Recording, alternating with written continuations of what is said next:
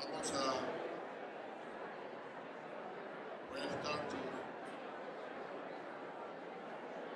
a comenzar.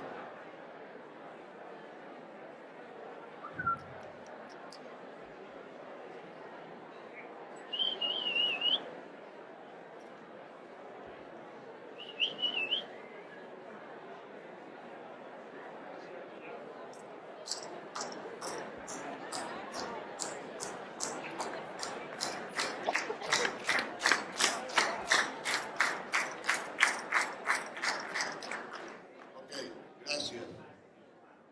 Obrigado. Thank you. Cada palabra que diga fuera de lo que está escrito voy a tener que traducirla, lo cual es muy bueno para no hablar de más. Each word I am adding to, it's already in the screen, how to translate. So it's good not to speak too much. So,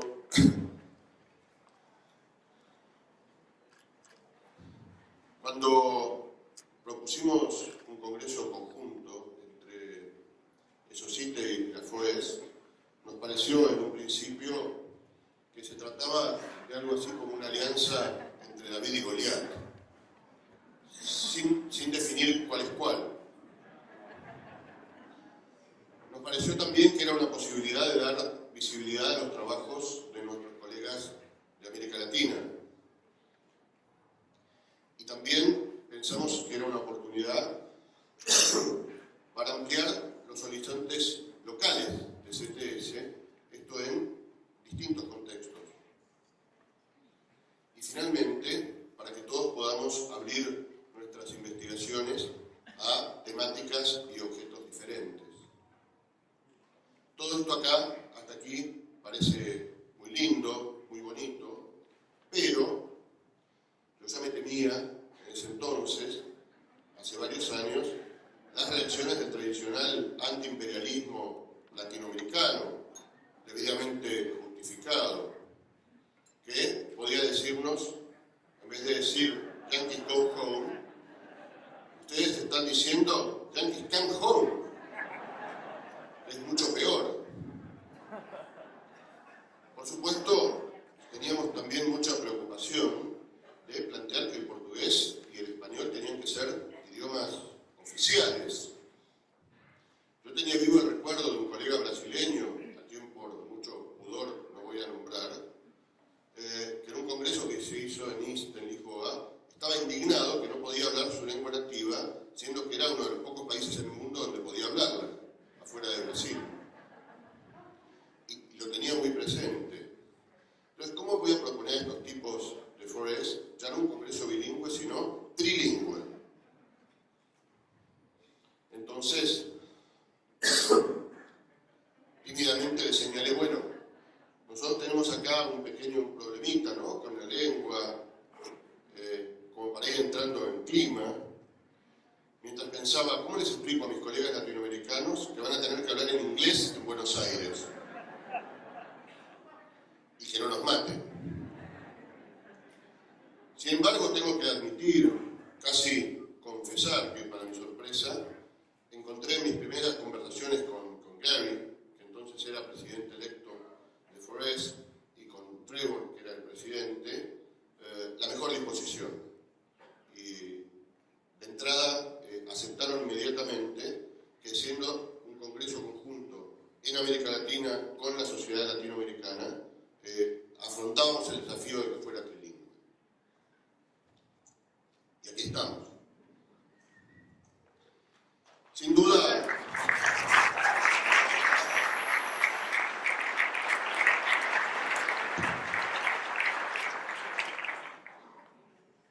duda, la realización de este congreso conjunto significa, desde el punto de vista de ESOCITE, un punto de madurez para la comunidad, ¿no? Incluso nos gusta hablar de una especie de movimiento.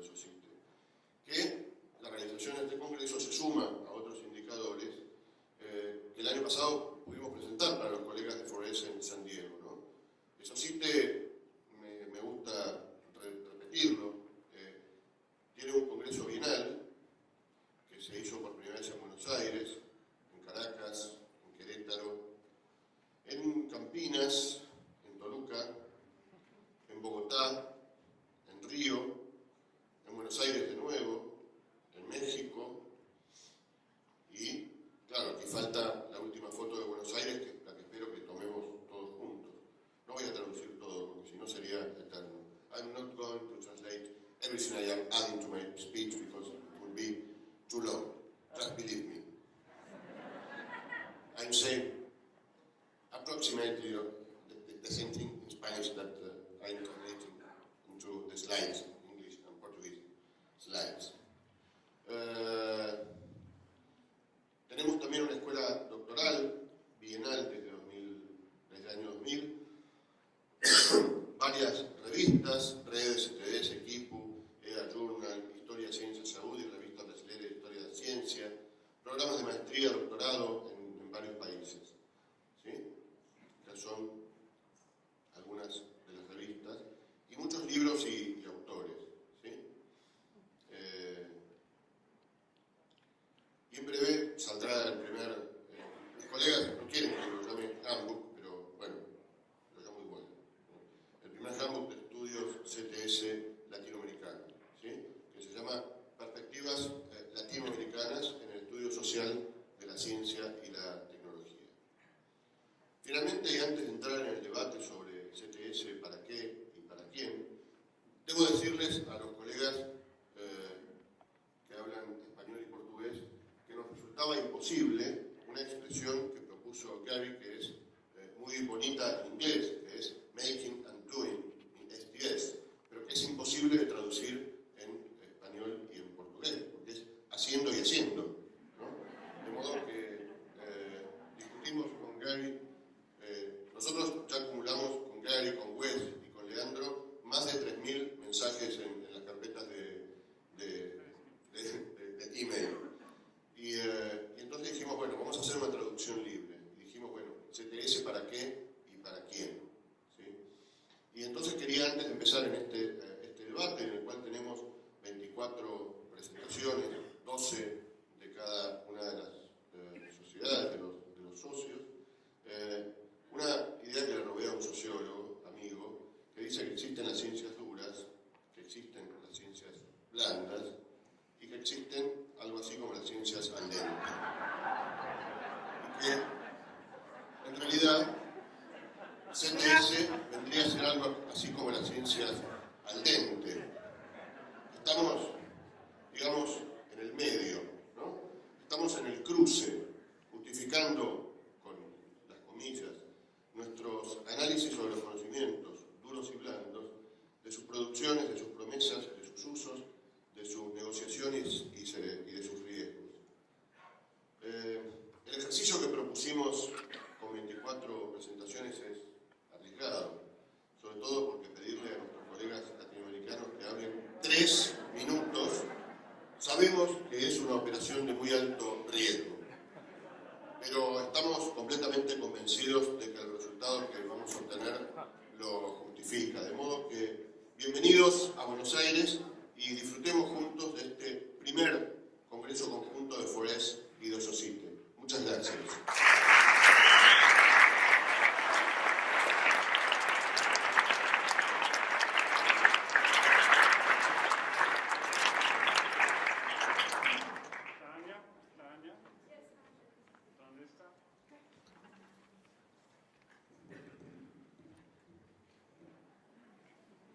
My name is Gary Downey. I am president of 4S. And I too am pleased to welcome you to this joint meeting and opening plenary.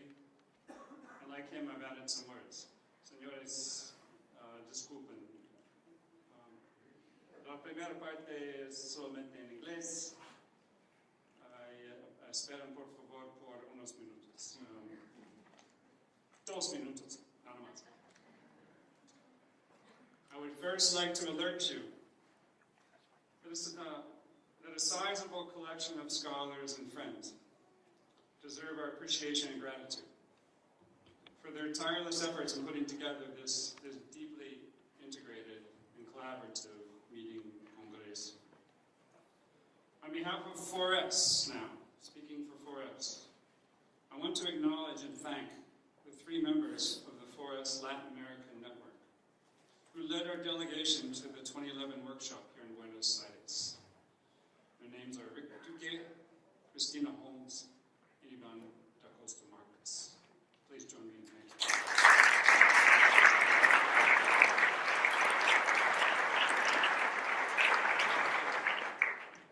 Secondly, we must all acknowledge and thank our co-program chairs, Pablo Kramer, Leandro Rodriguez Medina, the program officer for this meeting congreso, Wes Schrum, the exhibit and prize coordinator, Brenda Bauschpies, Steve Coffey for registration and meeting support, Stefania Charito for program support, Ezequiel Benito,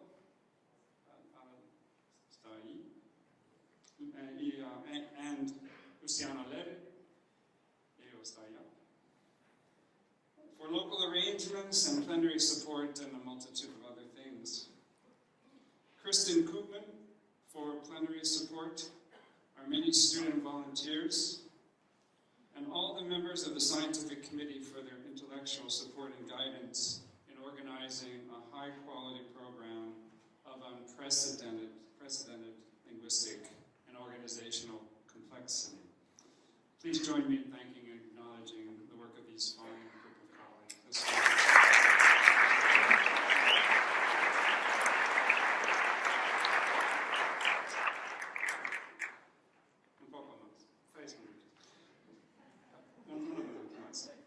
Third, we've decided to kick off this meeting, this Congreso, by challenging ourselves, and by ourselves we include you, to reflect a bit on our scholarly practices of STS knowledge production, knowledge expression, and knowledge travel.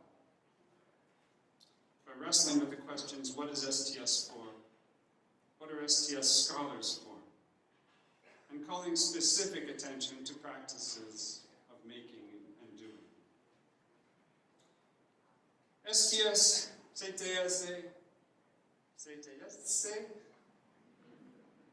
has gained intellectual standing, in part, by critiquing the linear model of knowledge creation, diffusion, and utilization. Yet 4S and SOCITE as professional organizations have emphasized exactly that, by highlighting the presentation of academic papers and the production of articles and books for predominantly academic audiences.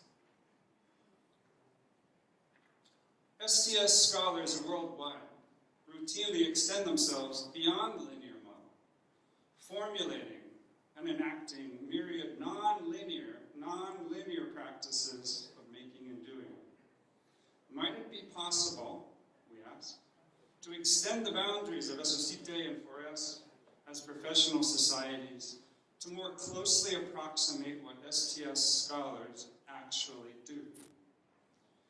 This session presents numerous examples of scholars articulating research-based analysis with scholarly activities that draw on that analysis to travel and critically inflect arenas beyond the field.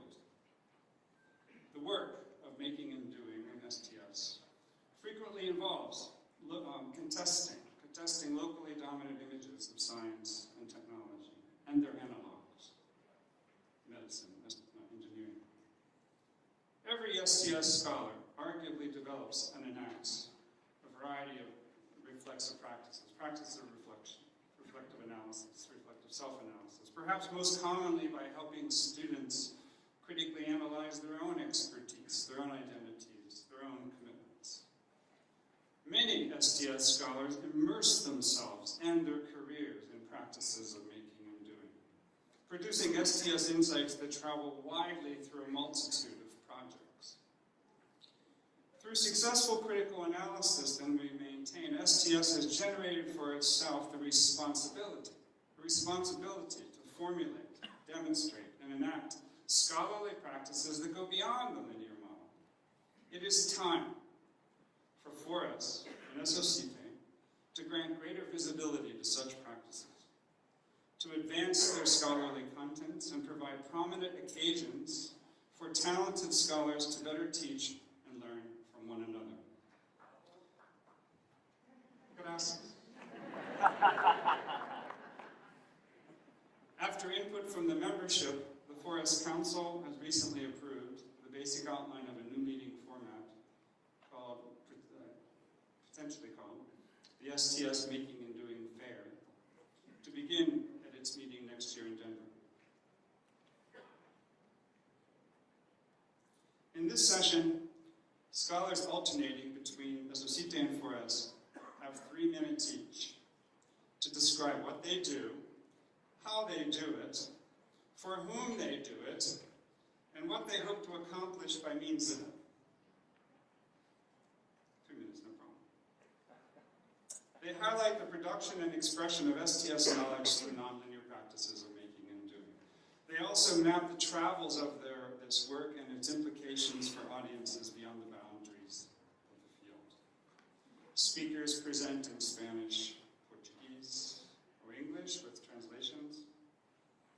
Provided these infrastructures, this complex infrastructure we have put together, including you, obey us properly, and we avoid any normal accidents. These translations will indeed appear, and all will flow well. To keep the presentations flowing, speakers will receive a yellow card at 1 minute, and a red card signed at 15 seconds. Thank you very much for joining us.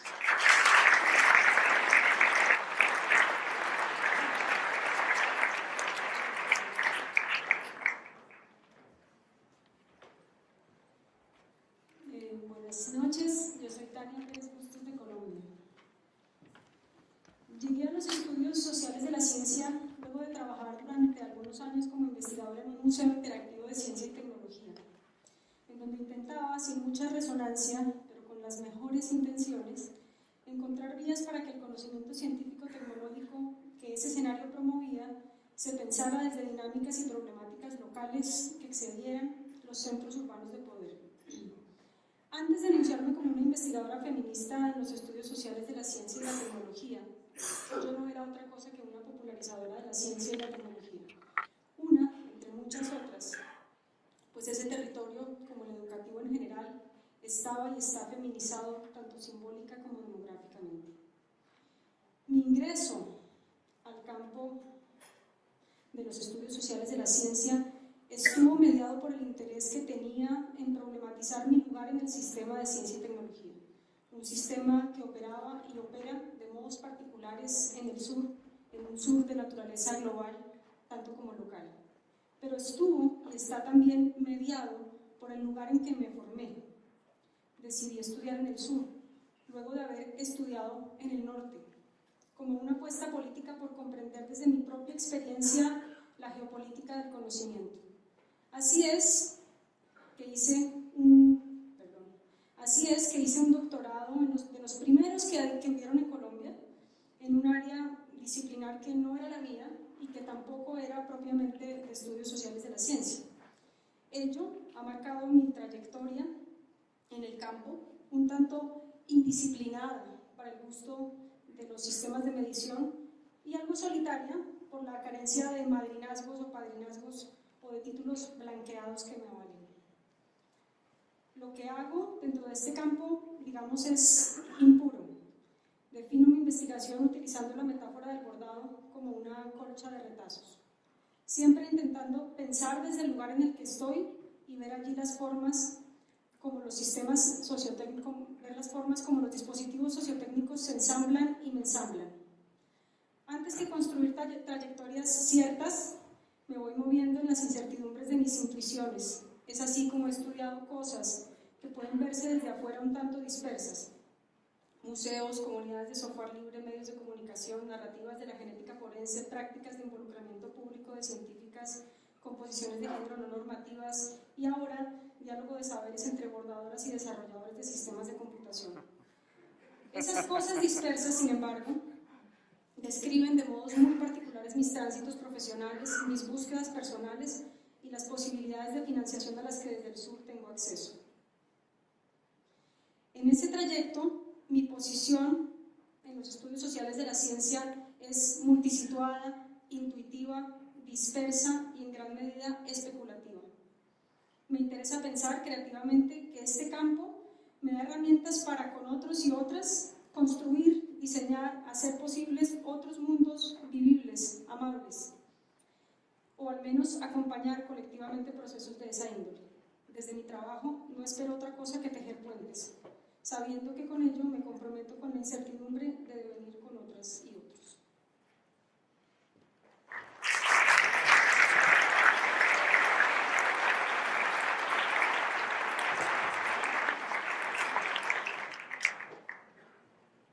Desde finales de mi formación de grado y durante mi posgrado en epistemología, con fuerte impronta neopositivista y clases de lógica de conjuntos, mi interés en cómo se produce el conocimiento se había acotado, por un lado, a las ciencias sociales y por el otro al entorno de mi país y en menor medida a América Latina. Pero mientras lo que se veía se concentraba en las teorías, los conceptos, los presupuestos ontológicos y epistemológicos, mi preocupación se iba convirtiendo en preguntas que juzgaba ayer y ahora como concretas y simples. ¿De qué sirve hablar de un horizonte de interpretación como Gadamer si las lecturas que puedo hacer y que constituyen mi tradición son las escasas que me permiten las bibliotecas a las que tenía acceso? ¿Qué sentido tiene pensar la comunidad científica como un encuentro más o menos deliberativo entre sujetos racionales, o más o menos racionales, si mi universidad llegó a ofrecerme, por todo concepto, $100 como apoyo para que asistiera a un congreso internacional en Londres? ¿Por qué discutir la utilidad de conceptos si no logro que mi departamento compre la licencia de Atlas TI para poner a esos conceptos frente al test de los datos empíricos? Había desde entonces 3 intereses que motivaban mi acercamiento a los estudios ETS. El primero, el interés en la materialidad y situacionalidad de la producción del conocimiento, político y social. Los investigadores trabajan en ciertos entornos que condicionan, incluso más allá de sus deseos y reflexiones, aquello que pueden pensar. Mi segundo interés estaba en las prácticas científicas, más que en los resultados finales, y eran estas las que deben estudiarse para poder comprender cómo se articulan las redes de académicos y objetos que, en definitiva, producen conocimiento. Esas redes, en mis primeras lecturas, pecaban por mirar exclusivamente a las personas como si funcionaran en un limbo, o a las cosas como mera infraestructura. El tercer interés radicaba en ver a esas prácticas en el marco de contextos amplios que afectan no solo la producción, sino flujos del conocimiento. Así, cuando la idea de centros y periferias se seguía guardando en el arcón de los recuerdos empujadas por el predominio del discurso globalizante de tintes neoliberales, a mí me parecía que algo de eso seguía siendo valioso. Debí pasar por otra maestría bajo la influencia de Don Idy y el Techno Science Research Group de Stony Brook y un doctorado en el que desde la sociología insistí sobre las carreras académicas de politólogos en Argentina para descubrir que los estudios ETS eran el terreno apropiado para avanzar en estas preguntas e intentar una pequeña contribución. Pensar en la producción y circulación de conocimientos desde las periferias, con sus potencialidades y sus inconvenientes. Por eso, y a pesar de los 1001 problemas que hemos atravesado para realizar este congreso, es para mí una oportunidad inmensa y un placer secreto tenerlos a todos hoy aquí en Buenos Aires. Esperando que no solo puedan conocer en estos días lo que se produce en la academia local y regional, esa caja negra de ponencias y PowerPoints, sino también y fundamentalmente cómo se produce. Es este cómo lo que me trajo a los estudios ETS y es lo que me motiva a seguir aquí. Gracias.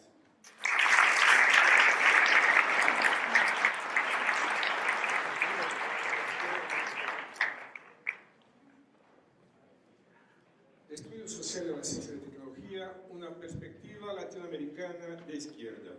Eso está en portugués. Los estudios tienen que generar una política de ciencia y tecnología post-neoliberal, que nos va a traer una plataforma cognitiva de la economía solidaria, la sociedad que queremos. ¿Qué prometió nuestro modelo socioeconómico eurocéntrico?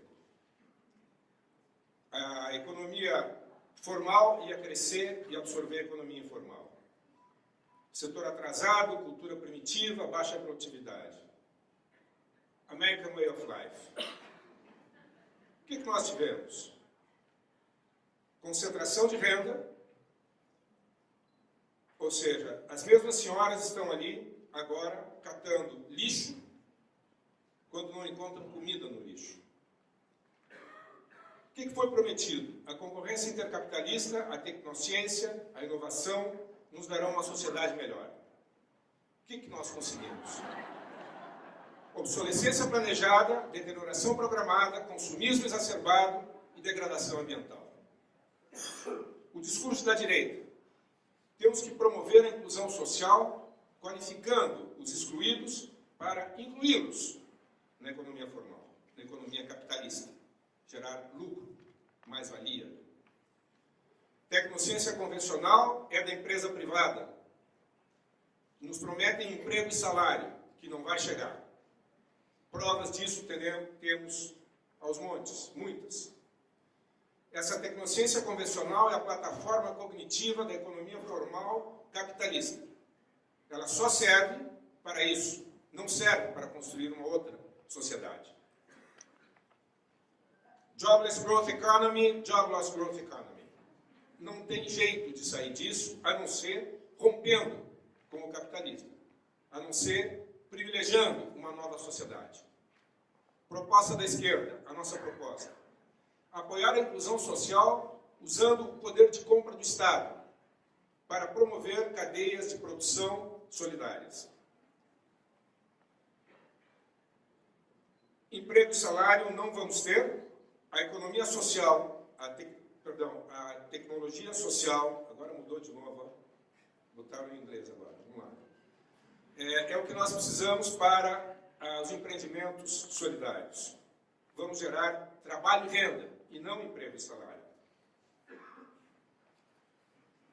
E vamos absorver o mercado formal. Vamos sim desafiar o capitalismo, porque ele está morrendo. Propriedade privada dos meios de produção não nos interessa. Nos interessa a propriedade coletiva e autogestão. A tecnociência convencional é a que está aí e nós estamos aqui. Para construir outra sociedade, precisamos de uma outra plataforma da tecnologia social. Precisamos do que nós estamos chamando de adequação sociotécnica. No entanto, essa tecnologia social, a plataforma cognitiva da sociedade melhor que queremos, está ainda no estágio de Lego. Os estudos que critiquem a neutralidade e o determinismo tecnocientífico para informar uma política de ciência e tecnologia pós-liberal ajudarão a evitar a barbárie. Join the club.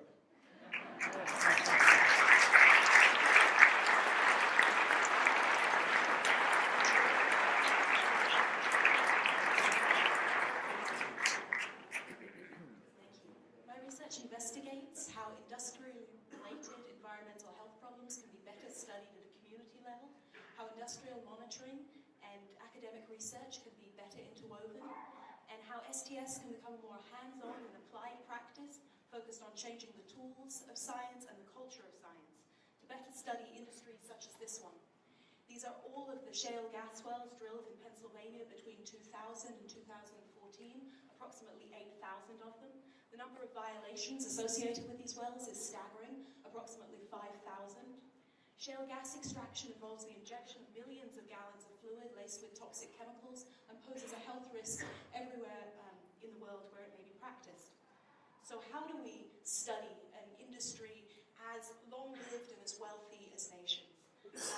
Shell, for instance, its earnings in 2013 were outstripped by only 26 nations worldwide, yet we have no departments of Halliburton studies, no departments of Exxon studies. How can we better grapple with this global industry?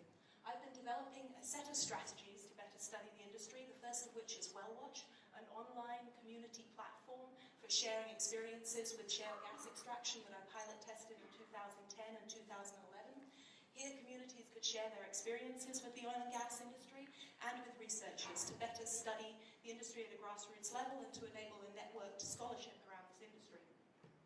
The second strategy for me has been starting an online organization called publiclab.org. Public Lab is an open source hardware and software community that develops low-cost tools for community-based environmental monitoring. The goal of Public Lab is to provide a set of tools and research strategies for communities to study unfolding environmental health problems around them, such as the BP oil spill. During the summer of 2010, using their digital cameras flown from helium balloons, communities managed to make data about the oil spill that outstripped satellite data produced by federal agencies in its level of detail and its ability to capture problems that were emerging. The design of Public Lab tools is heavily informed by STS. We design affordable tools that are developed for non-expert users, and the idea is to create local data ownership and local control over research programs. Through Public Lab, we've managed to form an international research community. Each of the blue dots there shows an area where grassroots mapping has been used by communities. It's been used in Chicago, for instance, to study petcoke waste piles from tar sands refining. It's been used in Peru to study mining operations. In Chile, it's been modified by student protesters to live stream their protests. And in Rio, it's been used to map informal settlements to improve disaster preparedness.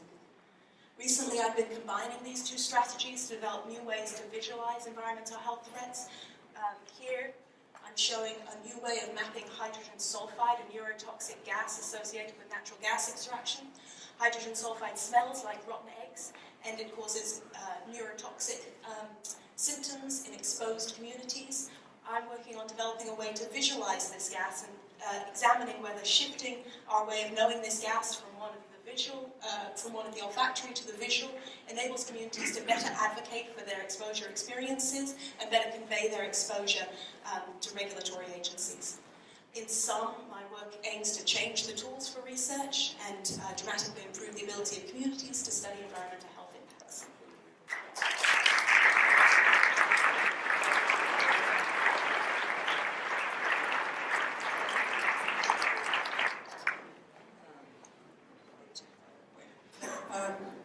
A mí me interesan demasiadas cosas, entonces es un lío. En 3 minutos decidí hablar de las CTS en la era de la globalización.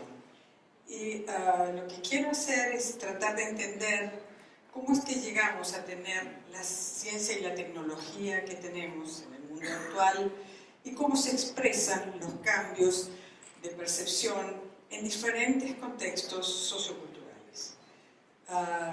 Así como también de explorar cómo se pueden generar discursos internacionales no hegemónicos en diálogos que puedan promover un verdadero debate entre múltiples conceptos y culturas de pensamiento social y trabajo académico. ¿Por qué? Porque donde quiera que miramos encontramos culturas, etnias, sociedades, grupos sociales que han heredado diferentes bagajes culturales en los que la ciencia y la tecnología juegan y han jugado papeles particulares en combinaciones únicas y repetidas a la vez. Tal vez esta es el área más compleja y menospreciada de investigación en los estudios sociales e históricos de la ciencia. Hay culturas y civilizaciones que consistentemente absorbieron y transformaron el conocimiento llegado de afuera. En muchas partes se perciben semillas de cambio, de novedad, y creo que hay que aportar a la construcción de nuevas plataformas de pensamiento. ¿Cómo hacerlo? Bueno, la globalización necesita conocimiento internacionalizado. No obstante, ese conocimiento se crea a través de marcos analíticos que se dan en sociedades nacionalmente confinadas. Las reflexiones sobre lo social que se globaliza requieren un diálogo global entre los científicos sociales, de los cuales, sin embargo, la mayoría queda invisibilizada. Los fenómenos globales necesitan la complementación reflexiva de lo social, mientras que se han constituido históricamente sobre la base de la hegemonía reflexiva de visiones del mundo occidental.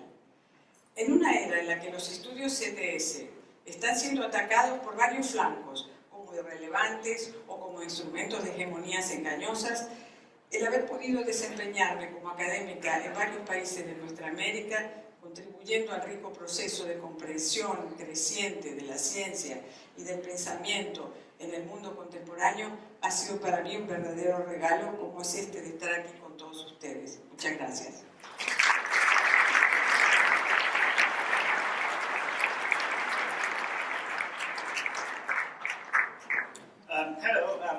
Kenji Ito. I work at a university called Sokendai.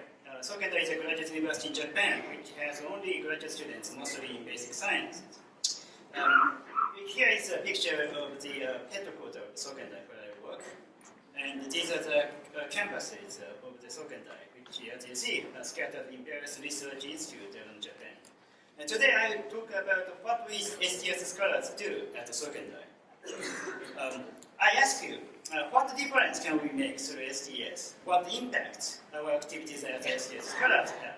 Obviously, there are many different answers to this question. We believe one of the ways that STS can make impact is through teaching. In particular, we believe that we can make a big difference by producing scientists who can think about social basis and the impacts of their own scientific activities. Our department is designed to produce such scientists. It is called Evolutionary Studies of Biosystems. It is an interdisciplinary department among the 20 or so faculty members. There are about 1/5 STS scholars, and the rest are biologists. Our department accepts graduate students both in biology and STS. Students in either field have to study the other field by using 10% of their time. STS students have to study biology, including experiments and learn actual scientific practices. Biology students have to study STS by taking courses and conducting small research projects in STS. Here is an outline of our mandatory course. It consists of science, ethics, social history of science, and contemporary issues of STS. Here are some pictures from another mandatory course. Students are divided into small groups and asked to think of a collaborative research project and write down possible social impacts from their imaginary project. It is meant to give students an opportunity to think about various pathways of impacts that scientific research can have. Here are some of the topics as a small STS project by biology students. We ask the students to submit their findings in the form of a paper, which we call sub-thesis. The scientists who can reflexively think about social basis and possible impacts of their own research might be called reflexive scientists. If there are more scientists of this kind, we believe there will be less problems arising from the intersections of science and society. Hence, we believe that producing such scientists will be one of the most significant ways in that STS can make differences. So that's what we do. Thank you.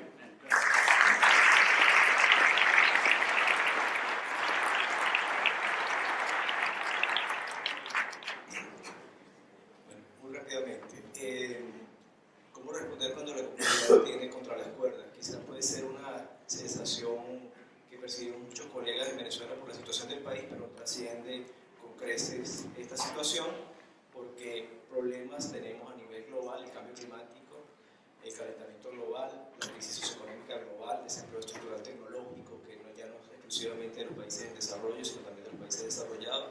A nivel regional, el impacto socioambiental del extractivismo, ¿no?, con sus profundas implicaciones ambientales y sociales, y eso nos plantea sin duda una inflexión civilizatoria. ¿Cómo responder entonces desde ciencia, tecnología y sociedad? En Venezuela, bueno, problemas locales, sector de investigación y educación superior en deterioro, un sector industrial con serias deficiencias productivas.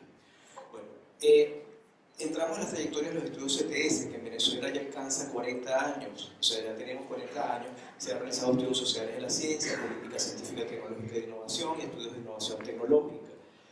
En otras palabras, se construyen pensamientos en ciencia, tecnología y sociedad, pero hay que preguntarse cuál es su incidencia en la ciencia, en la tecnología y en la sociedad. ¿Por qué? Porque los problemas están ahí o empeoraron. Y entonces, de ahí es que la perplejidad, de ahí sentirnos ante las cuerdas. Bueno, preguntamos los porqués, ¿no? Nuestros estudios hacen precisas interpretaciones de las realidades. Hay que preguntarlo. ¿O es que prestamos poca atención sobre los impactos de nuestros estudios? Nos conformamos con divulgarlo en seminarios de estas características, en paper, pero ¿cuál es la trascendencia a otros actores, a otros ámbitos de la sociedad? ¿Okay? ¿O es que nos adecuamos a los requerimientos de nuestros interlocutores, que tiene que ver con lo primero, que nos impide que hagamos precisas interpretaciones de la realidad? O también una incapacidad capacidad para articularse con otros actores. Esto es un aspecto muy importante, ¿no? Quizás nos estamos rascando el ombligo entre nosotros mismos. Bueno, ¿qué sugiere la esquina, los seconds?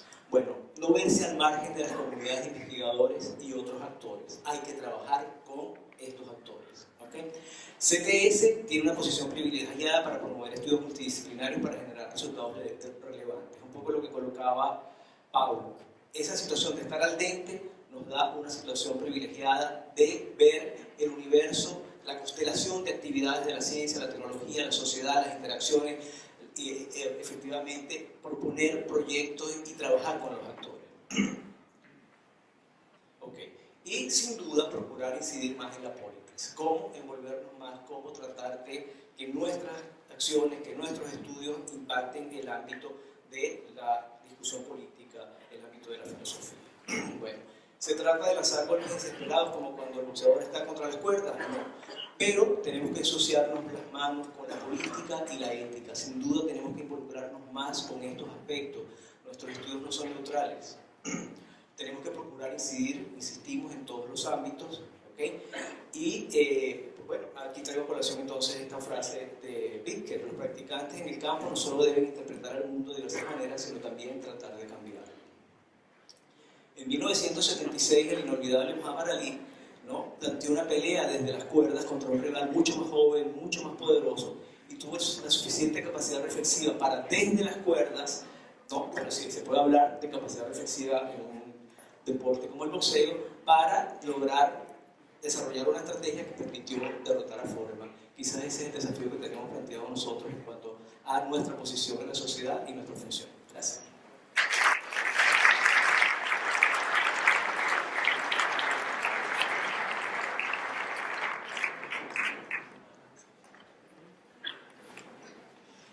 Minutos. That sounds like 3 minutes. There must be some mistake around here, but I'm going to do my best. When you've been in the field for a while, it's actually rather difficult to remember why it is you ever felt like doing this in the first place. But it was a very good exercise to think about, well, why do you do it? And in my case, the best I could come up with is to say, well, if you start from the left, you see Thomas Kuhn, Mary Douglas, Dorothy Nelken, people who, for me, were extremely influential, actually not so much Thomas Kuhn per se, but certainly the whole rise in the 1970s of the post-Kuhnian sociology of scientific knowledge. Many colleagues in the room are connected with the Edinburgh School or the work of Harry Collins. I hope Harry's here somewhere. Those kind of people, for me, that was a revelation that you could think of science in that way. But at the same time, and coming from the right side of the table, you've got issues like asbestos. That's what's represented there. And talking to asbestos workers and realizing that the challenges of doing work, which we would call STS, are really so much more complicated when you get into actual contexts. My PhD, in fact, was about vehicle safety, because drawing on the work of Dorothy Nelken and among others, the idea of looking at the relationship between scientific uncertainty and controversy, or the need to make public policy, very much caught my imagination. And here's a quotation from Dorothy Nelken nearly 40 years ago, but in many ways it captures that sense of the relationship between science and democracy, which remains almost a passion and obsession since. It's an interesting question whether we would phrase this in the same way today. I'm just looking at that quote and seeing how it seems to assume that the people who possess knowledge are different from the people who will be affected. We probably wouldn't phrase it like that today. The whole discussion about citizen science or localized knowledges, or the way in which expertise is distributed in society, I think takes us to a rather different place, but still, it's not a bad place to begin. So what do I do? Well, recently, a lot of my work's been about public engagement exercises, and particularly the relationship between public engagement and scientific governance. So the left side represents work with my host, who's also here, looking at the relationship between public engagement and nation building. The work on the right represents work with Ken Jones and Toby Elgo Jensen, where we looked at the ritual aspects of public engagement. We use kendo, the Japanese martial art, as an example. I think tango would be a much better example to describe what's going on here, but I won't pretend to know very much about tango. How do you do it? Well, it's always seemed to me that the important aspect of this is to open up multiple perspectives, to look in STS for new angles, new viewpoints, new voices. That quote from Berger and Moore is just one example of the kind of thing I've got in mind. So we would say that rather than, for example, simply simplifying the role of institutions, it's important to look at the ways in which you can explore ambiguities in engagement exercises and see that ambiguity not as a negative characteristic, as we usually do, but to some degree as a positive. And with my horse, again, we have a book chapter which will be coming out very soon, which tries to explore that. We'll be talking about it tomorrow. How do you do it? Well, it's always seemed, for me and for a lot of other people, I don't claim to stand alone here, that one way you do this is by precisely the theme of making and doing. Actually seeing practical interventions, seeing closer interactions with, for example, policy process is the way of doing STS. For whom do I do it? Well, the answer is a lot of people. I want to thank the photographer who took the picture. Sergio Sismondo, at least, is recognizing I was trying to be funny here. I'm not sure about Trevor in the middle there. But I think it's important to have a very broad range of audiences, from STS colleagues, students, citizens who participate in these exercises, scientists, and people who, in one way or another, are committed to building a better, more ecological society. Thank you.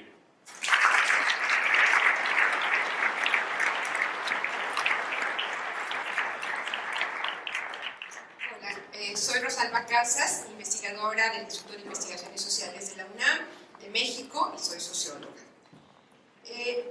Yo voy a responder a estas preguntas no desde lo que hago como investigación, sino desde lo que pienso que es el campo y que debe hacer el campo.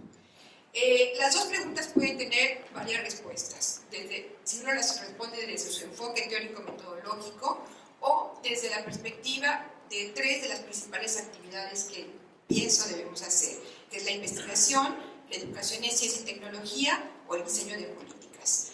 Y cualquiera sea la opción, la idea de sociedad explícita en nuestro campo en español, que en español decimos ciencia, tecnología y sociedad, debe estar en el centro. Eso me parece muy importante. ¿Para qué son los estudios ETS? En el ámbito de la investigación, para analizar los procesos de generación de conocimiento, los factores externos e internos que lo promueven o lo limitan, y los paradigmas epistemológicos que lo sustentan. En el ámbito de la educación, para la construcción de una cultura científica de la población y de una conciencia de responsabilidad social en los científicos. En el campo de las políticas, para analizar, explicar y avanzar formas para orientar la ciencia y la tecnología hacia objetivos de desarrollo y para proveer criterios de responsabilidad social en las interacciones entre ciencia y tecnología con áreas de interés público. ¿Para qué sirven los investigadores del campo CTS? Para generar conocimiento científico situado sobre las relaciones CTS en contextos específicos de desarrollo, así como para contribuir al avance de las ciencias sociales, puesto que muchos de nuestros estudios están insertos justamente en marcos más amplios de disciplinas sociales. Para proponer formas de construir una cultura científica en la población y para generar ciudadanía.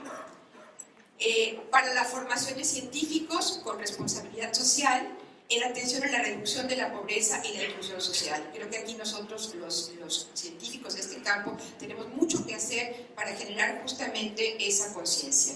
Y para proponer orientaciones de política que atiendan las necesidades sociales y las condiciones de vida de la población. Como ven, mi presentación fue realmente muy corta. Muchas gracias.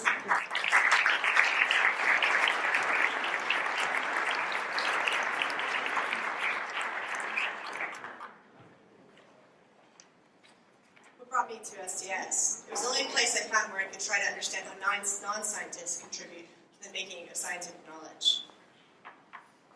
What do? I try to understand how scientific authority is made. I examine locations of informal learning and public engagement, places, sites, institutions, and groups, where people work to learn and practice, and place into context knowledge about science and technology. I ask why there are challenges to valuing, validating, and acknowledging the scientific authority of non-scientists. How do I do it? I put research to practice. The Center for Nanotechnology and Society at Arizona State University, we have been testing methods of public deliberation and engagement that complicate the traditional bunch of guys sitting around a table methods. These novel methods, described by Davies et al. In 2012 as material deliberation, have included such things as immersive simulations, gaming, experiential art, walking tours, and photography. Material deliberation as public engagement, as Augustine has written, is meant to include the, quote, affective connections, materialities, and situated experiences. Epistemology is not frequently included in current models of the universalized scientific argument. For my part in that work, I examined the role of images in public engagement with emerging technologies to understand how participants can formulate more complex, critical, and creative thinking. I've experimented to create spaces and places of that material work. I study images and context to move from this critical perspective of public deliberation to a practice of integration.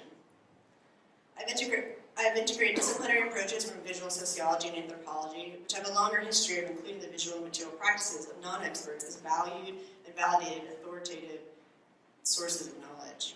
However, visual studies of material culture have been critiqued for decontextualizing the material from its context. In my work on science museums, I was also confronted with the practice and challenge of decontextualization. Science and the objects represented by it are scrubbed clean and presented without the complications of society.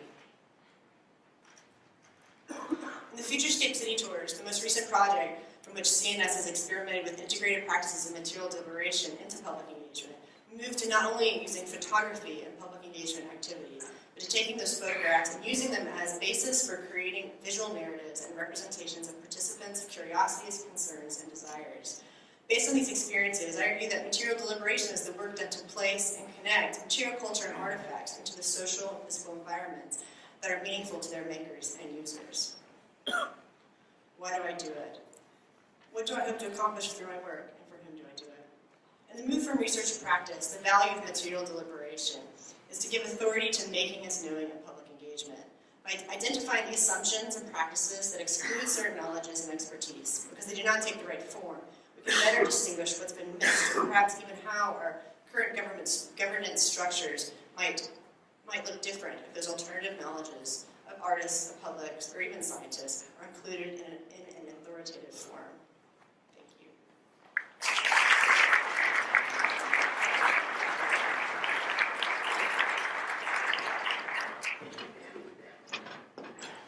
Hola, soy Mariana Bianco, buenas tardes. Estudio CTS en América Latina, entre viejos desafíos y nuevas agendas. Hace 20 años, cuando yo tomé contacto con los estudios CTS, había una preocupación compartida por generar una base empírica robusta que permitiera comprender las especificidades de los procesos sociales de la ciencia y la tecnología en Latinoamérica y a partir de allí generar conceptos nuevos para desarrollar un cuerpo teórico propio. Diría que este esfuerzo dio sus frutos. Para mencionar arbitrariamente solo 2 ejemplos desarrollados en estas 2 décadas, elegí 2 conceptos que refieren a las particularidades de la vinculación entre conocimiento y el mundo de la producción que son especialmente interesantes. El primero, conocimiento aplicable, no aplicado, acuñado aquí mismo en Argentina, y el segundo, la noción de innovación en condiciones de escasez, surgido en mi país, Uruguay. Diría que poco se han utilizado estos conceptos dentro y fuera del continente, a pesar de la fortaleza con que describen características genuinas de los procesos de CTI en el mundo subdesarrollado. También escasa creo que ha sido la incidencia del campo académico en la generación de políticas de CTI con perspectiva de desarrollo. Hoy por hoy, gran parte de los académicos de este campo creo que se identifica con la necesidad de trabajar por la democratización del conocimiento en base a una serie de aspectos. Desarrollar agendas de trabajo compartidas con actores no académicos alineadas con problemáticas concretas de la realidad socioeconómica y productiva del continente, movilizar el potencial del conocimiento en términos de investigación y de innovación para la inclusión social, fundada en la gran desigualdad social que continúa siendo una marca lamentable de nuestro continente. Y también trabajar en el diseño de políticas de CTI en sintonía con políticas sociales y políticas sociales pensadas en clave de políticas de CTI. Es decir, ante la evidencia de que en paralelo con la consolidación del campo académico en el continente, los impulsos al desarrollo han tenido efectos notorios sobre la exclusión social, entonces, ¿CTS para qué?, uno se pregunta.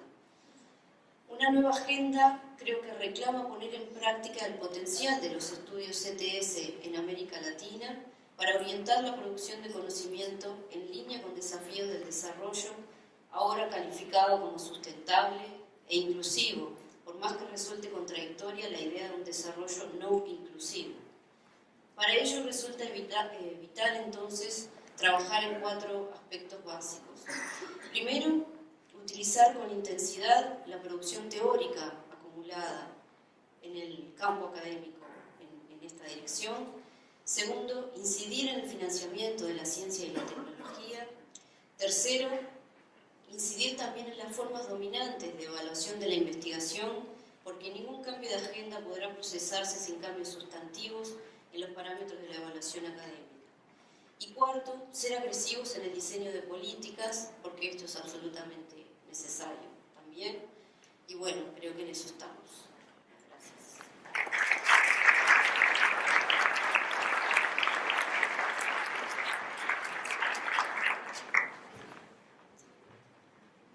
Hello, my name is Jessica Mesman. I'm from Maastricht University from the Netherlands.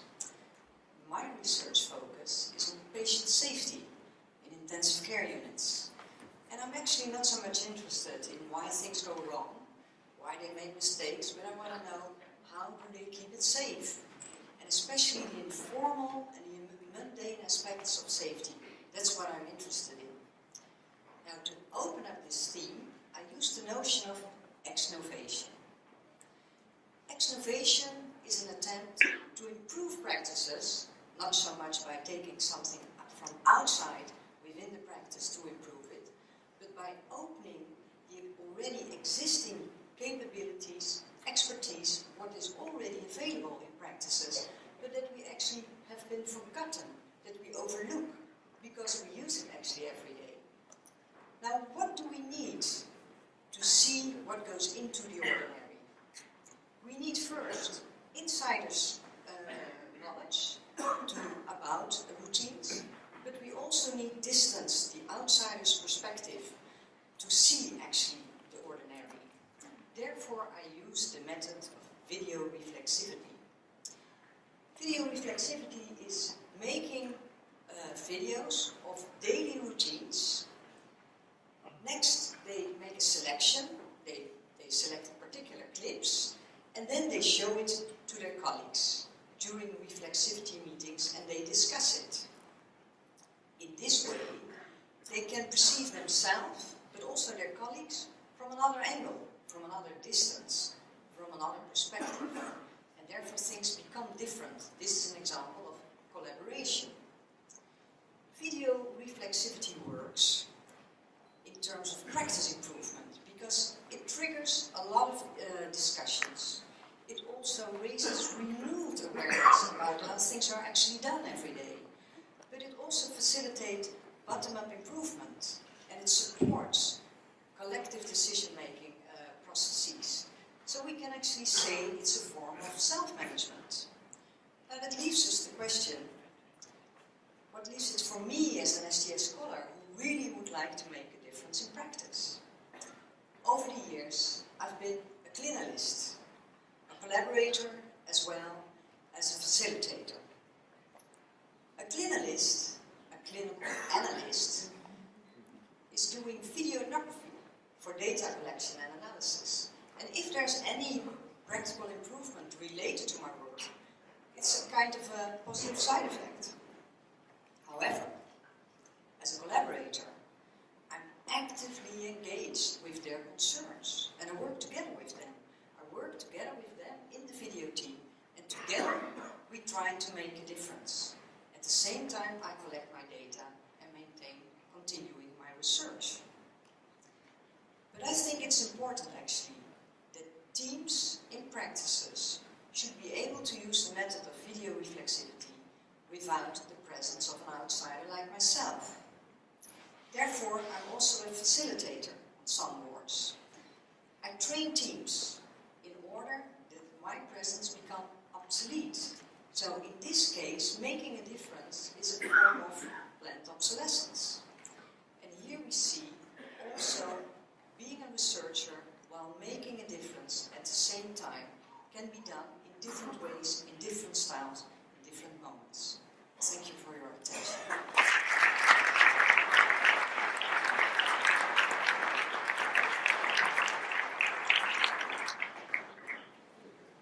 Buenos días, yo soy Eduardo Robles de la Universidad Nacional Autónoma de México. Bueno, estas dos preguntas ha sido muy difícil pensar qué responder. Yo no voy a hablar tampoco de lo que yo hago y para quién pienso que lo hago. Sin embargo, voy a hablarles un poquito rápido de una necesidad de ser reflexivo que veo que hay que hacerlo en nuestro campo. Bueno, cuando nosotros desarrollamos nuestras investigaciones en América Latina, una de las tareas frecuentes es la de caracterizar las dificultades que encuentran los investigadores, sean físicos, químicos, biólogos, etcétera, para desarrollar su trabajo. Uno de estos factores es la escasez de recursos, la falta de conocimientos, de reconocimiento, y los recursos humanos son algunos de los factores que ya Marcos Cueto señaló hace tiempo en su texto sobre la ciencia bajo adversidad en América Latina, y de aquí yo pongo ese título, los estudios ETS en adversidad, sobre todo, bueno, en México, ¿no?, que es lo que yo voy a hablar. Entonces, la pregunta que me surge son ¿cuáles son los factores en el campo de los ETS en la región? En México los factores mencionados por Cueto, yo los veo hoy en día aún presentes. Además, podemos constatar para el campo ETS que hay un aumento, que no hay un aumento en programas de posgrado, para el caso de México, que existen pocos grupos de investigación, pocos espacios de diálogo y discusión científica y pocas oportunidades para los jóvenes recién formados en el campo, entre otros temas. Hace poco, platicando con un compañero, él me decía que cuando él terminó el doctorado, veía que llegaban otros jóvenes recién doctorados a México y le daba mucho miedo porque no veía plazas. Entonces él pensaba, él se preguntaba, ¿qué voy a hacer si no hay plaza para mí? Y veo que vienen otros colegas recién formados. Por otro lado, existe una serie de problemas nacionales y regionales muy importantes sobre los cuales las agendas de investigación y los recursos se encuentran centrados. Me refiero a equidad de género, migración, violencia, cambio climático, etcétera, etcétera. Y a esta lista no exhaustiva hay que agregar el desarrollo de ciencias y tecnologías emergentes que también llaman bastante la atención, tanto para nosotros también como para las políticas y algunos tomadores de decisiones. Sin embargo, existe una demanda de realizar estudios sobre ciencia y tecnología por parte de algunas instituciones académicas y gubernamentales, pero esta demanda, para mi frustración, se centra frecuentemente sobre la producción de indicadores sobre ciencia y tecnología, y de ahí tengo la impresión que no pasamos, lo que deja, frente a esto, muy poco espacio para el desarrollo de otras temáticas de interés para los ETS. En este escenario y frente a las preguntas de esta plenaria emergen numerosos temas como de la necesidad de la reflexividad en nuestro campo, el cual ya lo comentó Leandro, ya lo comentó el colega de Japón, y bueno, creo que eso es una de las necesidades que tenemos que hacer. Gracias.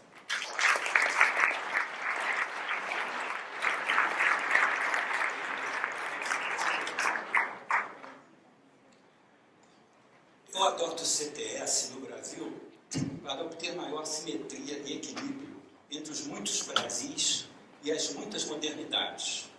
Por que trazer a antropofagia? O que é a antropofagia?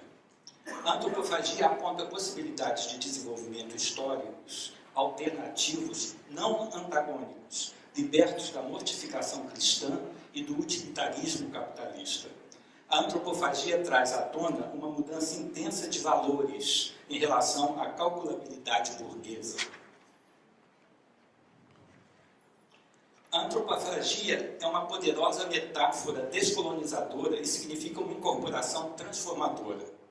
Devorar, metaforicamente, os aportes estrangeiros para os brasileiros se fortalecerem, como faziam, literalmente, os índios tupinambás com os primeiros colonizadores do Brasil. Usando a metáfora de deglutir no estrangeiro, a antropofagia defende também a irreverência cultural e considera a distância entre o Brasil e a modernidade como fonte não de ansiedade, mas de otimismo. A fórmula famosa to be or not to be, that's the question, é uma cópia, certamente, mas de efeito regenerativo. A antropofagia não estava instrumentalizada para superar o divisor ciência-cultura e fazer a crítica das ciências e tecnologias europeias. Nós, nesta sala, sabemos que os estudos CTS podem ser esse instrumento que faltou à antropofagia. Dialogar e interferir não significa demonizar a tecnologia ocidental, mas significa, sim, colocar em cena a pergunta: o que o campo CTS pode fazer com e para as redes em que você escolheu viver? Os estudos CTS mostraram que outras entidades de conhecimento, além das entidades avalizadas pela epistemologia ocidental hegemônica, merecem não só existir e resistir, mas podem também adquirir respeitabilidade em questões de, por exemplo, limites e confiabilidade de conhecimentos científicos, o que constitui pesquisa legítima ou direitos à propriedade intelectual. A antropofagia pode digerir o iluminismo europeu. Isto requer que os brasileiros ousem saber. Se a menoridade a que se referiu Kant era em relação à autoridade religiosa, a menoridade brasileira, que a antropofagia mais os estudos CTS podem ultrapassar, é em relação à autoridade das tecnociências ocidentais. Obrigado, audiência. Obrigado, Quero, por essa oportunidade.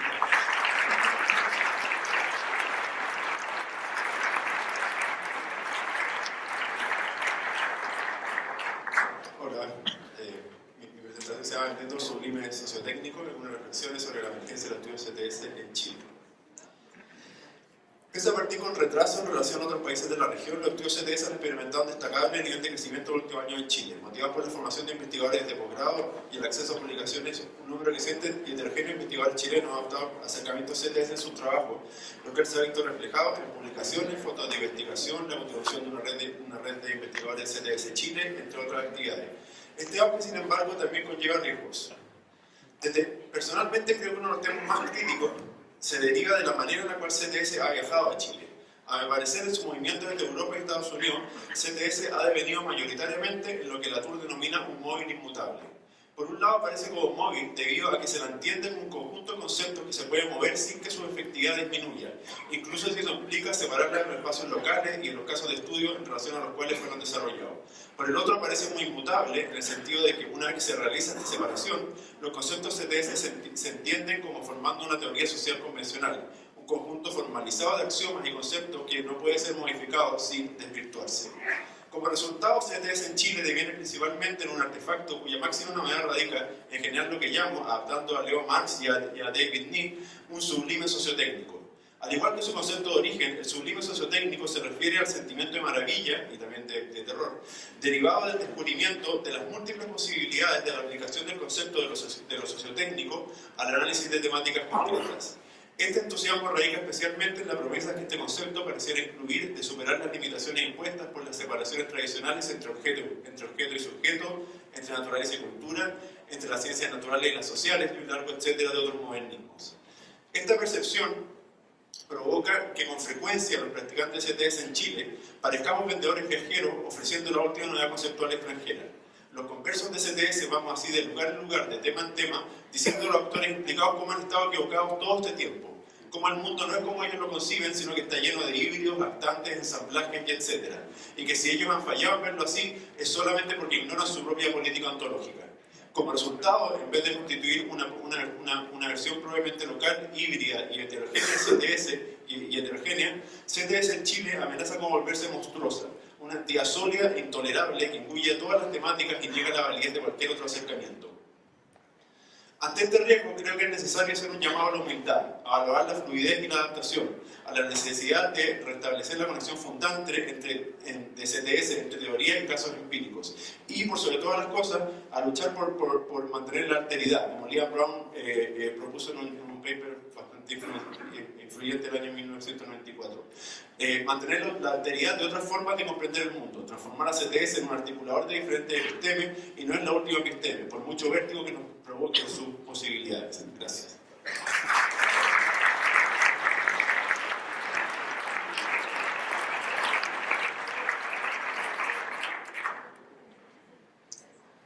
SDS on the Street and in the Court is a collective effort from the SDS community in Taiwan. For SDS community in Taiwan, the RCA controversy is a classic case study of the politics of knowledge. RCA Radio Corporation of America, an electronics company, first moved to Taiwan in 1966 and shut down all its factories in 1992. RCA left Taiwan, but its pollution did not. In 1998, the Taiwanese Environmental Protection Agency declared the former RCA factories to be toxic sites. The former workers, mostly women, have long suspected that the high incidence of cancer was caused by the toxic chemicals in the workplace. For instance, they decided to sue RCA. This is the first ever case in Taiwan in which workers have collectively sued a global company. The most challenging part of the lawsuit is the scientific evidence that links the high incidence of cancer with the pollution.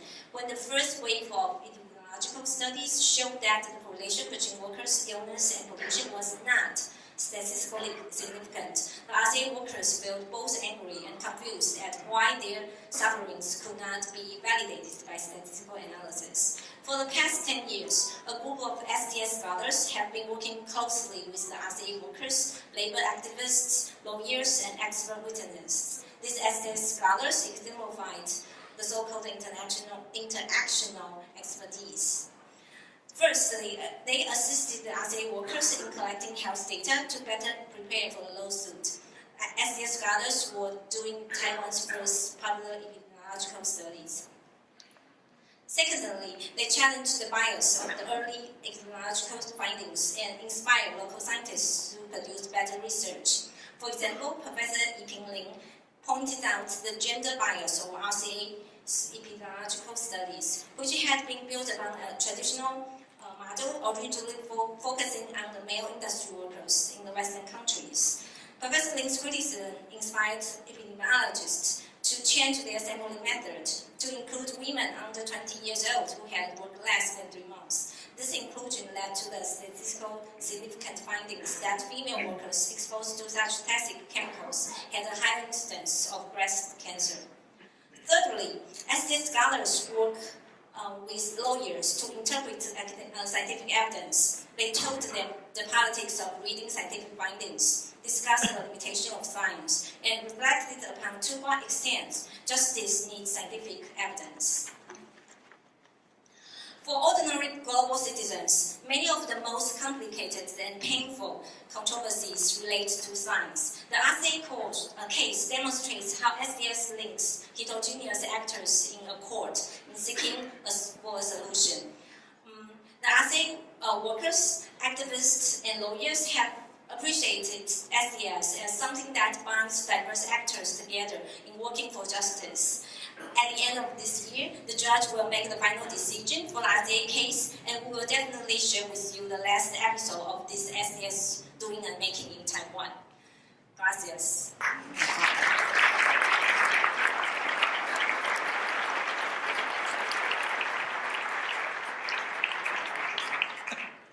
Hola, mi nombre es Ronnie Viales y trabajo en la Universidad de Costa Rica.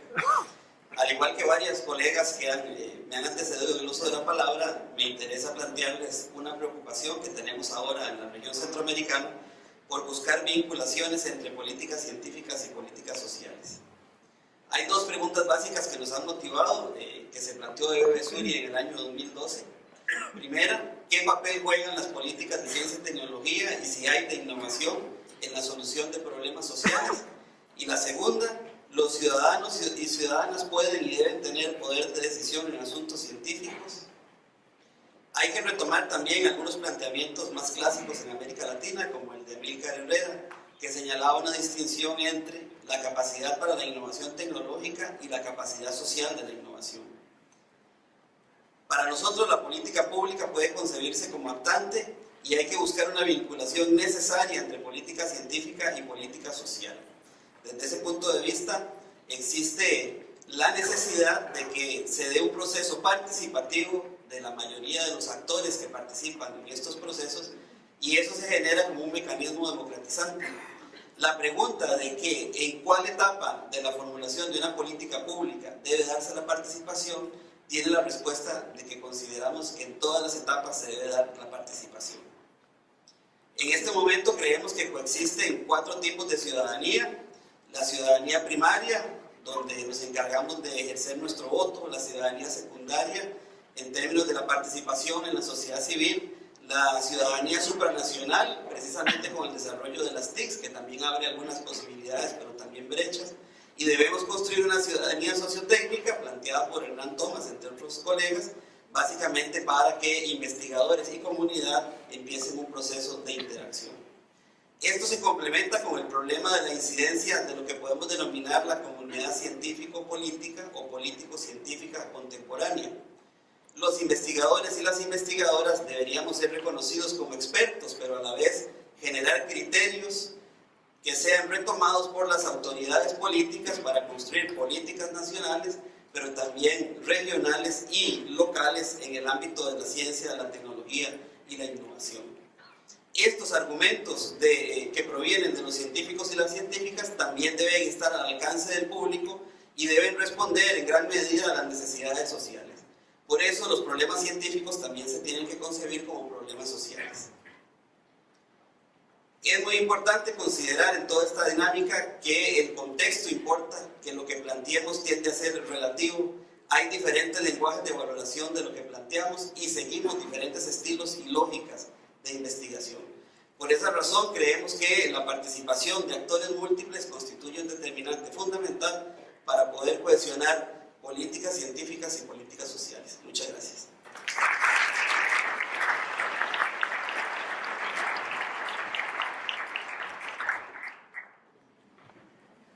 Hola, my name is Teun Zarenjerak from Linköping University in Sweden. How could I, as an STS scholar, find myself including these little red devices into medication packages for hemophilia patients going on holiday? Or, for that matter, drawing flowcharts for the organization of oncology care in university hospitals? Or co-founding a working group within the Guideline International Network on appraising and including different knowledges? And most importantly, how could I still have the feeling that I'm doing one of the things that I really love to do most, which is scholarly STS work? The basic question then is, where am I on my slide? There. How is intervening in medical knowledge practices in itself a form of STS knowledge production? Now, these are the questions that are moved center stage in situated intervention.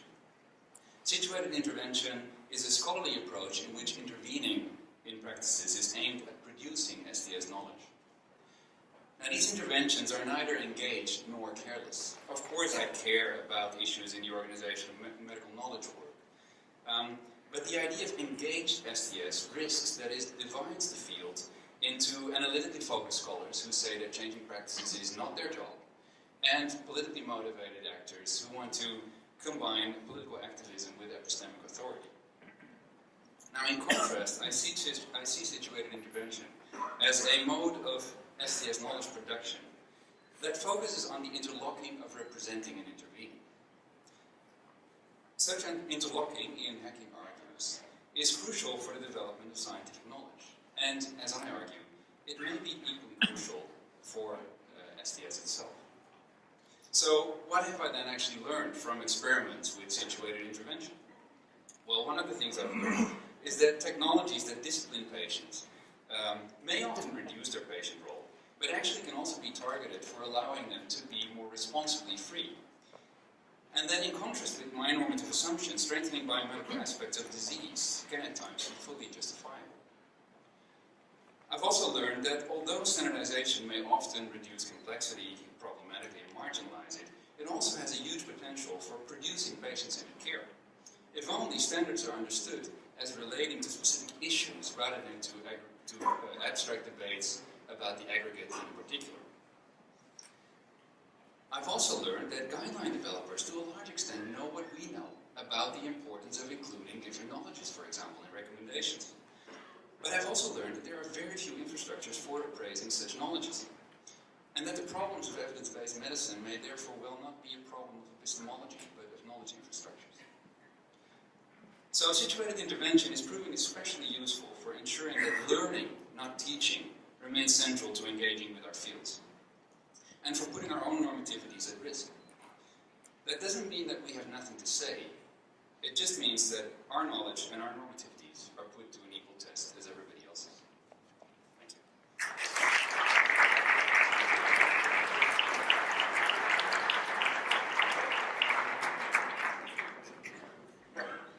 Podem os estudos CTS servir para situar radicalmente qualquer conhecimento, inclusive os próprios estudos CTS? Mantenho as esperanças de responder essa pergunta com sim, podem e devem, se quisermos que eles sirvam para alguma coisa. Porque falar em estudos CTS de forma genérica equivale a atribuir-lhes de forma sutil um caráter universalista. Assumidos equivocadamente como uma unidade homogênea, os estudos CTS seriam então aplicados às nossas realidades, por sua vez, tornadas em uma unidade América Latina igualmente problemática. Estudo CTS, América Latina, duas entidades que se parecem singularidades homogêneas sem multiplicidade. É preciso, portanto, restaurar suas multiplicidades, fazer o que o antropólogo brasileiro Eduardo Viveiro de Castro chamou de desgeneralização, uma proposição que julgo semelhante à engenhosa formulação de John Locke, mais que um e menos que muitos. É essa desgeneralização que procuro praticar através da combinação de dois esforços. Primeiro, o das descrições densas, entendido como o esforço da construção de uma narrativa atenta às particularidades e à materialidade. Segundo, o esforço da historicização, pois isolados das circunstâncias históricas de sua concepção, quais os problemas originalmente enfrentados, quais os efeitos então pretendidos, quais os beneficiados, etc., etc., fatos e artefatos tornam-se universais, neutros e naturais. Historicizar, portanto, equivale a desnaturalizar, por sua vez equivalente a mostrar as possibilidades de outras trajetórias. É exatamente o que essa múltipla América Latina necessita, de conhecimentos alternativos frente a uma ciência ocidental sequestrada desde seu nascimento pelos problemas e práticas de euro-norte-americanos. Não se trata de ser contra a tecnociência euro-norte-americana, mas sim de levar a sério o fato estabelecido nas últimas décadas pelos estudos CTS, de que não existem formas dadas no mundo esperando para serem descobertas. As formas, especialmente os fatos e artefatos tecnocientíficos, podem ser diferentes nos diversos lugares do globo, como propõe Wanda Costa Marques. E se podem ser diferentes, então os espaços para as tecnociências latino-americanas, um adjetivo que não quero alinhar a nacionalismos e sim a conhecimentos situados, não só se abrem, como se multiplicam. Outras possibilidades podem ser descortinadas na medida em que passemos a construir e não a aplicar os estudos CTS na América Latina e, portanto, os estudos CTS com e não para a América Latina. Uma América Latina desgeneralizada, que é mais que uma e menos que muita, descrita e produzida por estudos CTS igualmente mais que um e menos que muitos. E para encerrar falando de Brasil, os estudos CTS com o Brasil devem servir para o que propôs Darcy Ribeiro, outro notável antropólogo brasileiro. Prestem atenção, o importante é inventar o Brasil que queremos. Obrigado.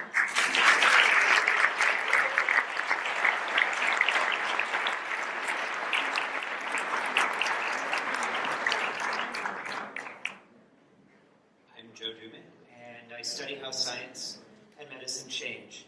This little phrase captures for me the essence of STS as alliance and encounter. Upon meeting someone in less than 30 seconds, I say I'm an anthropologist who studies how science changes, such as how a new microscope or software program changes what counts as evidence, or what can be presented visually, and even how journals have to adapt. And before I can go further, the researcher will interrupt me to tell me about what is happening to them right now. And thus I become an ally in what is happening and what they care about. In this manner, my STS expertise becomes immediately relevant to them, and their problem becomes relevant to me. This way of being alongside each other is akin to what philosopher Gilles Deleuze calls the encounter. The The encounter between two disciplines doesn't take place when one reflects on the other, but when one discipline realizes that it has to resolve for itself a problem similar to one confronted by the other. To be clear, we don't come to share a problem, but we resonate, learning from each other, and if all goes well, inspired. And this leads to clear transdisciplinary collaborations. I have thus become a co-PI on what were their grants, partly for the diversity of the social science and humanities into science, but mostly for the contribution as someone who has the time to study the context in which their processes are changing, and their professionalizations are changing, and so on. They don't have this time. Of course, the idea of the experiment as the main thing in science, and the social and instrumental as context, is a division I don't care for, but that's the point of the encounter. We each come to the encounter with different languages and priorities, including conceptual ones. Right now, my encounters primarily revolve around the Keck Caves, a holodeck-like virtual environment in which the scientist's data floats in front of them to be explored, examined, expanded, twisted, shrunk, colored, measured, and so on. They can even stick their head inside of it. For those like geologists whose data is about three-dimensional shapes as active forces, this provides them with the opportunity to understand it in quite new ways. By attending their weekly meetings between geologists and computer scientists for the past 3 years, I've come to see the negotiation of disciplinary and transdisciplinary knowledge. I've also become a co-PI on grants funding the Keck Caves, including working with Jim Crutchfield's Chaos Laboratory, helping with designing a new rapid prototyping language for three-dimensional data work. One of my jobs is as a type of ambassador or diplomat, connecting the wider university to the cave, setting up new connections in neuroscience, surgery,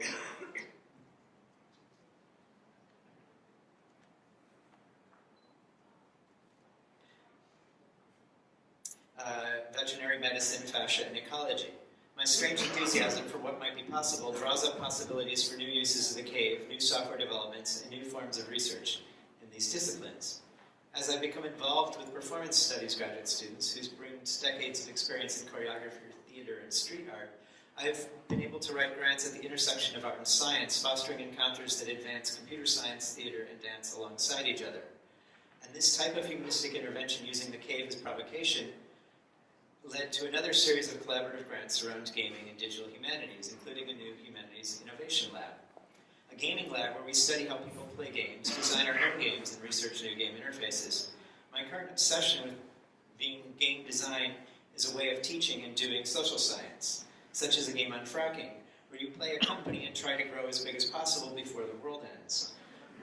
I'm fascinated with how the frame of designing a game attunes one to how any news item or complex article can be mined for its dynamics and interactive elements, and how this changes the sense of what a social scientist is really doing. Teaching freshmen about fracking as game design made them completely unafraid, yet super careful about learning the economics and tactics and regulations at stake.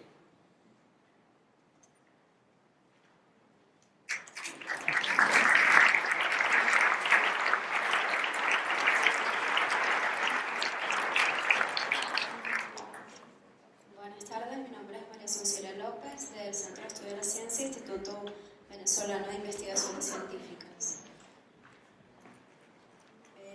Bueno, cuando hablo de problemas locales, solo para precisar, me refiero a aquellas problemáticas que presentan paralelamente elementos, actores, relaciones y configuraciones que expresan dimensiones globales en términos de la teoría de la mundialización de la economía, la cultura, la ciencia y la tecnología, y también expresiones locales que denotan particularidades y especificidades.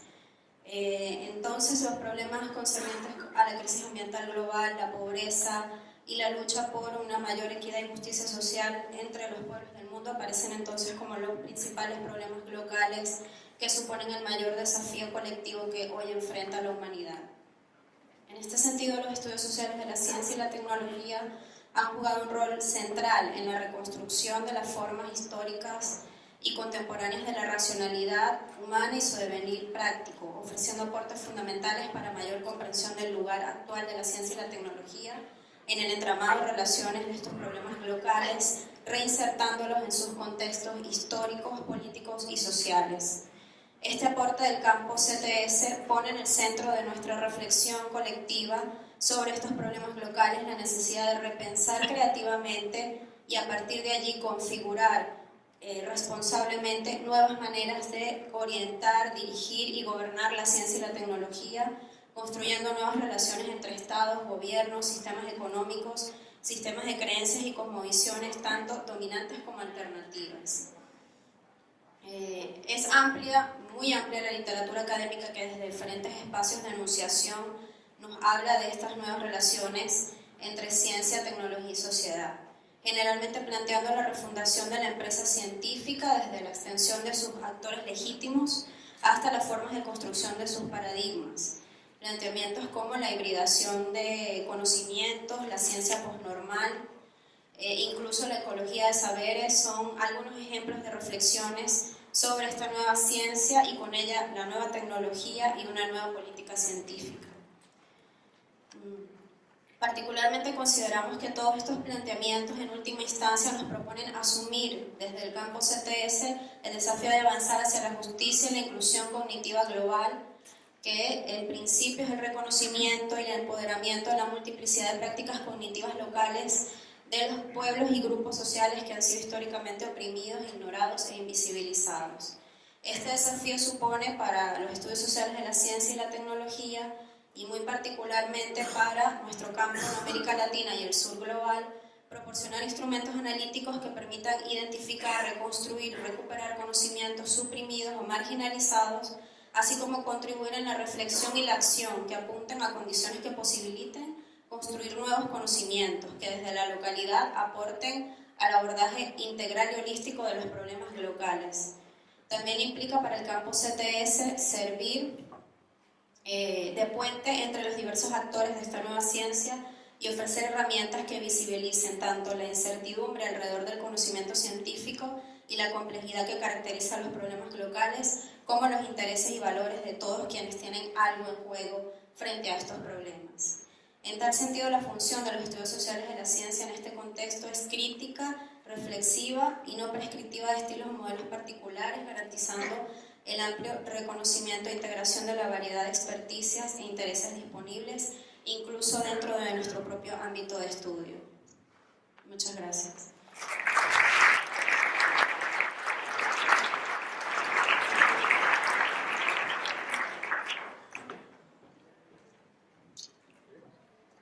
Over the last 6 years, I've been studying synthetic biology and I've become increasingly embedded in the field. Most of my work is conducted in collaboration with scientists and engineers, and these aren't people I study and then leave. I interact with them on an ongoing basis. And I know this is not unique to me, many of us are in this situation. Science, technology, engineering and mathematics are considered to be the engines of economic growth. So STS researchers are increasingly getting written into scientific research projects with the pressure to deliver to externally imposed agendas and danger of falling into a service role. So my problem is somewhat different from the one posed in the introduction to this session. My problem is that I am too engaged. I take their money and my hands are dirty. So in this context, I think it's very important to have an answer to the question, what is STS for? Because without an answer, it will be assumed that we do things like bioethics, regulation, or outreach. The for in this question, I don't want to read in an instrumental manner. I think it's very important to say, what does STS stand for? That's my formulation of this question. In this context, I think STS stands for opening up, promoting reflexivity, challenging dominant frames, which may involve being subversive or playful, showing that things could be otherwise. And this is a very familiar STS phrase, but I think it's quite liberating, because by revealing the contingency of technoscientific choices, we show how they can be changed. It's also about transcending disciplinary boundaries, and this is what drew me to STS in the first place. And I do really value the discussions I have with scientists and engineers because they force me to challenge my own assumptions. I think it's because we transcend these boundaries that we're sensitive to other ways of seeing the world. And this means that we bring other voices into the discussions of science and technology. But being for these things isn't comfortable. But I do think this is discomfort is at the heart of STS, because we attempt to combine theoretically informed scholarly analysis with critical, transformative interventions within technoscientific worlds. And I think this actually opens us up to criticism from all sides. It opens us up from criticism from academic colleagues for selling out, and criticism from scientists and policymakers for not adequately facilitating scientific work. But I do think we need to embrace this discomfort. And one way of doing this is to create new spaces where we can bring together people across disciplines and professions and have new types of conversations. So what these spaces would look like, who would be involved, and what we would make and do in them are issues I think we need to grapple with together.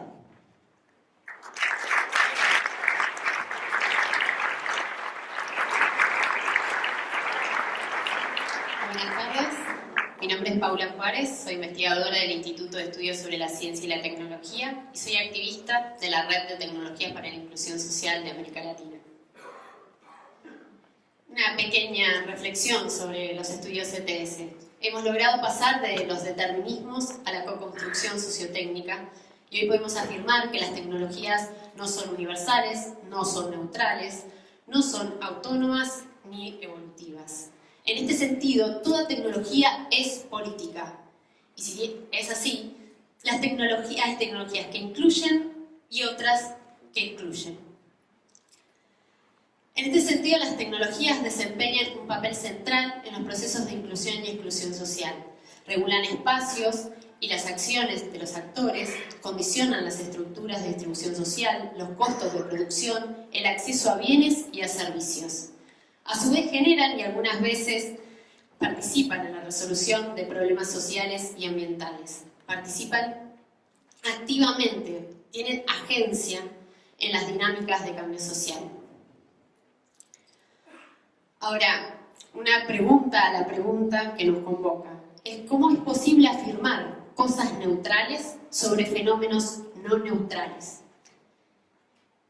Y en este sentido la cuestión es, ¿los estudios CTS constituyen una disciplina a favor de la inclusión social?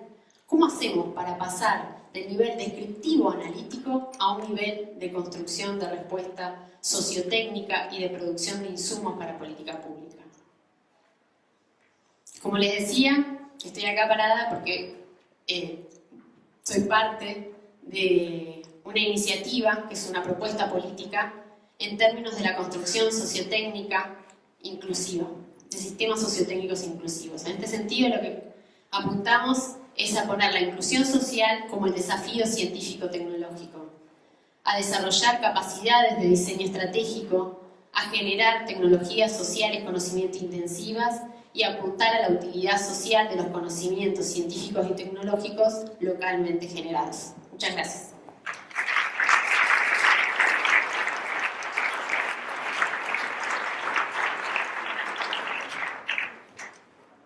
Good afternoon. My name is Kim Fortune, and I'm a cultural anthropologist working in the Department of STS at Rensselaer Polytechnic in Troy, New York, USA.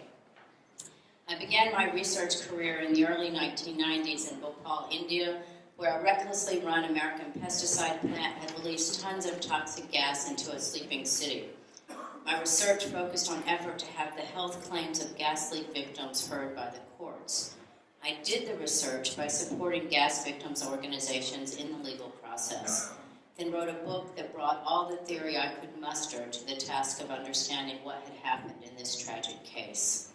Since then, folding practice back into research, both animated and sobered by theoretical insight, has become a habit characterizing most of my projects. I'll point to just a few here to give you a sense of possibilities for our work going forward.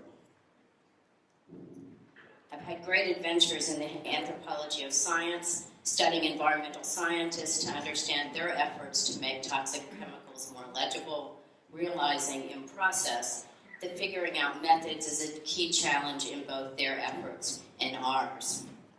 Realizing also the intellectual and political significance of the infrastructure supporting research communities, leading to 5 years as co-editor with Mike Fortune of the Journal of Cultural Anthropology. Selected to serve in this role largely because STS was seen as a place of methodological and theoretical insight and engagement with matters of important concern. Theory also folded back into practice and politics and work to build digital infrastructure for the journal and move it to open access. Cultural Anthropology went open access this year. I am so pleased that 4S also has an open access journal underway, and that a new open access feminist STS journal platform, Catalyst, will launch in spring 2015. I've also looped theory back into digital practice in the design and building of the platform for experimental and collaborative ethnography, the Peace Platform, an open source, shareable resource that can support an array of projects, mine and others, in concert with the Research Data Alliance and its goal of data sharing without barriers. Peace was first built to support a project called the Asthma Files, designed to bring people together in new ways to address the global air pollution and asthma crisis. Peace also supports an international network of researchers who study disaster, oriented by STS. Disaster STS is a lively while sobering arena of work. The very need for it points to the complex conditions of late industrialism, where entangled and degraded systems, ecological, technological, political, discursive, are ripe with potential for crisis and injury. Already there are an array of powerful projects underway in disaster STS, including one to bring STS into medical education in Japan in the wake of Fukushima. Late industrialism has also thrown me into the work of eco-ed, in which I help my university students, mostly engineering students, loop ethnographic understanding of environmental problems back into K-12 teaching. STS laces it all together. I'll close emphasizing that I see great potential for STS in years ahead through the kind of international collaboration we are part of today, with constant relays between theory and practice, scholarship and politics. I especially applaud younger scholars for taking on this far from straightforward challenge.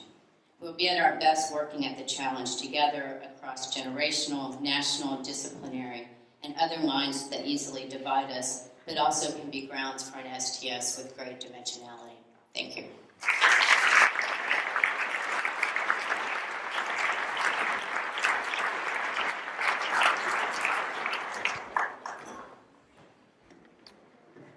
Was that spectacular or what?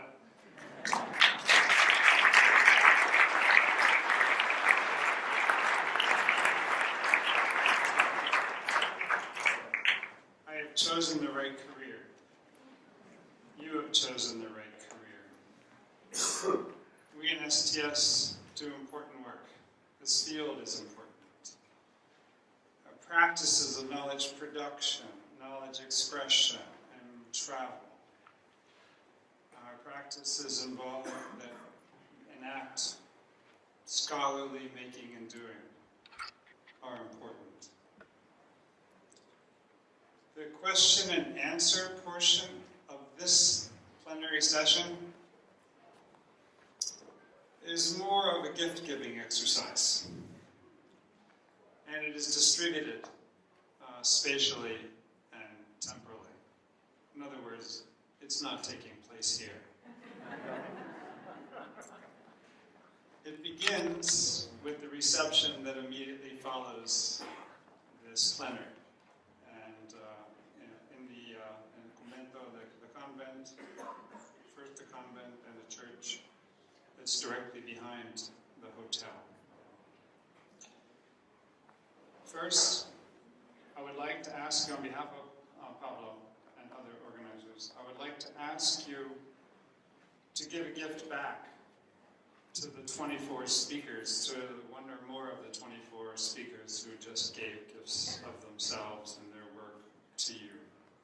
Please approach one or more of these speakers and share how the practices of making and doing in your scholarship, your STS scholarship, relates to theirs. Build a conversation. Perhaps initiate a collaboration. And then secondly, please extrapolate this exercise. This is an assignment. We've heard a lot about pedagogies. And pedagogy is important to me. So we're giving you an exercise. Please extrapolate this throughout the joint meeting, the Congreso. Approach someone you don't know. This is an important step. Someone you don't know. You don't do this in comedy. Corridor talk is usually about those with whom you do know. Approach someone you do not know and ask, what do you do as an STS scholar? How do you do it? For whom do you do it? And what do you hope to accomplish by means of it? and give a gift back.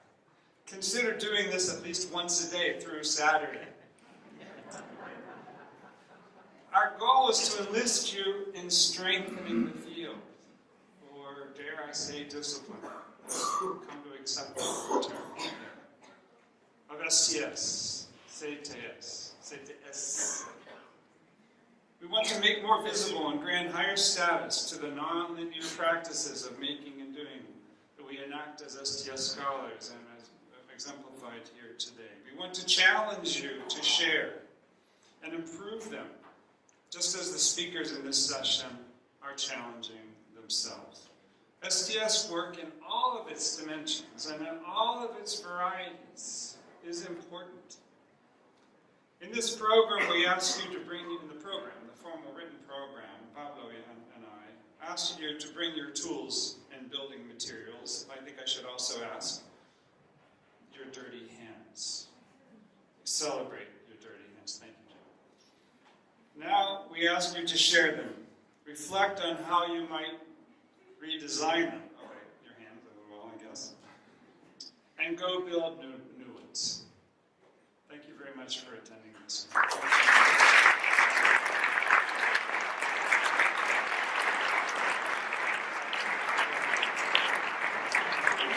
Un momento. Quiero decir algo.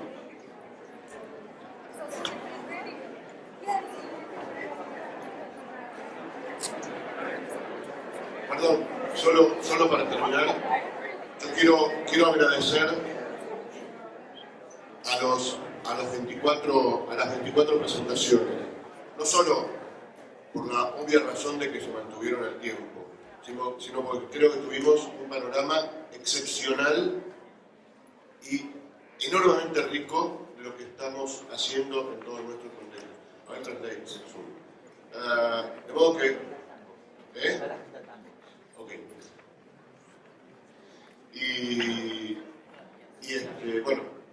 Y entonces deberíamos agregar que los invitamos además a las sesiones, a las clases de tango que van a tener lugar dentro de un rato. Okay, I will translate. I would just like to thank the 24 presenters because there was not only, obviously, they took exactly the time they had to, but there were 24 exceptional presentations that are bringing us a very wide panorama of our common studies and of our common interests. And thank you very much. Finally, we are invited for tango lessons that will take place anywhere in the hotel.